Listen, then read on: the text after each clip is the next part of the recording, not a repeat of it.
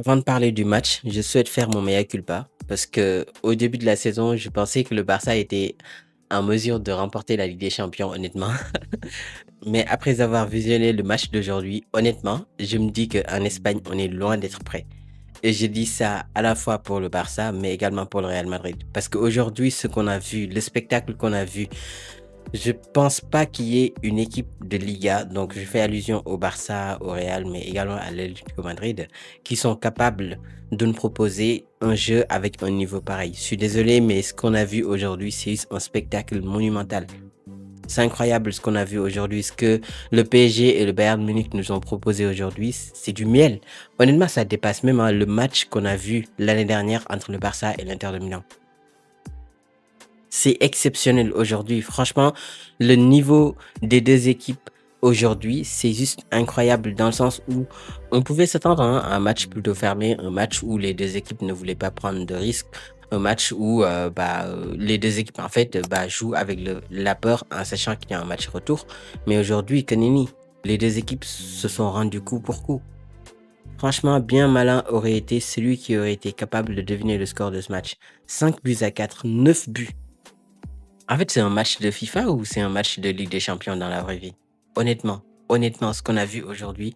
Et le PSG, c'est solide, hein. Le PSG, c'est extrêmement solide. Franchement, l'intensité qu'ils arrivent à te mettre, l'intensité qu'ils arrivent à t'imposer du début jusqu'à la fin. Et Vara, c'est chaud, hein. Franchement, Vara, il est exceptionnel. L'image là que je suis en train de vous montrer, honnêtement, c'est à la fois l'attaque et la défense, en fait, aujourd'hui, ce qu'on a eu.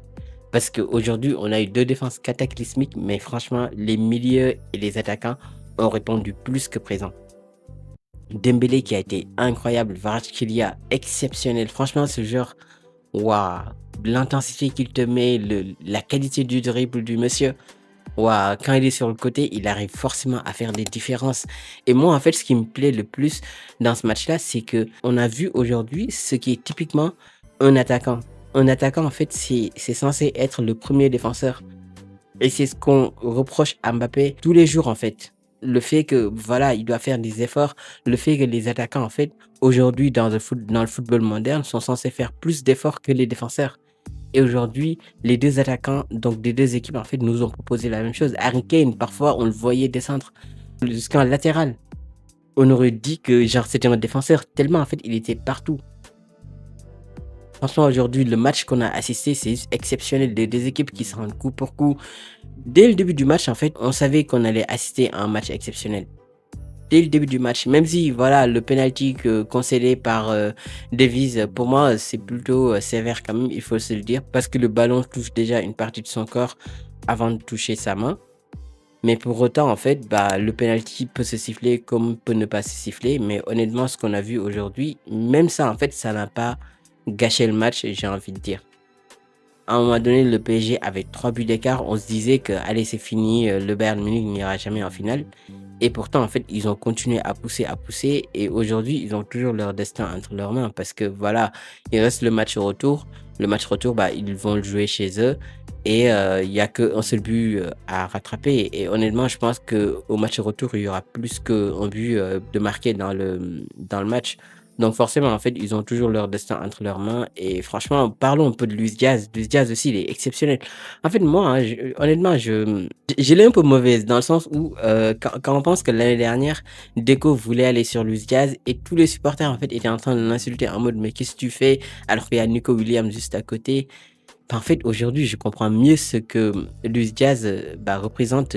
Aujourd'hui, je comprends mieux pourquoi Deco voulait ramener Luis Diaz. Mais il est exceptionnel, ce joueur. Sans parler des efforts qu'il est capable de fournir pendant 90 minutes, il n'a pas arrêté de courir. Et honnêtement, en Espagne, on est extrêmement loin d'avoir atteint le niveau, ne serait-ce que d'aller en demi-finale de Ligue des Champions. Parce que oui, il faut croire, hein, la demi-finale d'Atlético Madrid, faut pas espérer avoir le même niveau de jeu qu'aujourd'hui. Hein. Demain, ça sera le Arambol 100% en fait. Demain, ça sera du Arambol entre Arsenal et Atlético Madrid. Faut même pas s'attendre à du spectacle, hein, c'est sûr. Aujourd'hui, ce qu'on a vu, franchement, aucune équipe d'Espagne n'est capable de nous le proposer. Et ça, en fait, c'est dû au fait que la Liga, elle est mal gérée.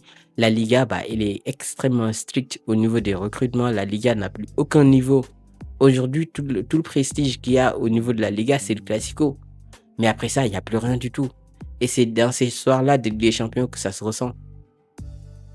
Parce que moi, je pense que si le Barça avait joué contre une autre équipe qui n'était pas espagnole et que du coup Atlético Madrid avait joué contre une autre équipe qui n'était pas espagnole, on n'aurait eu aucune équipe espagnole en demi-finale.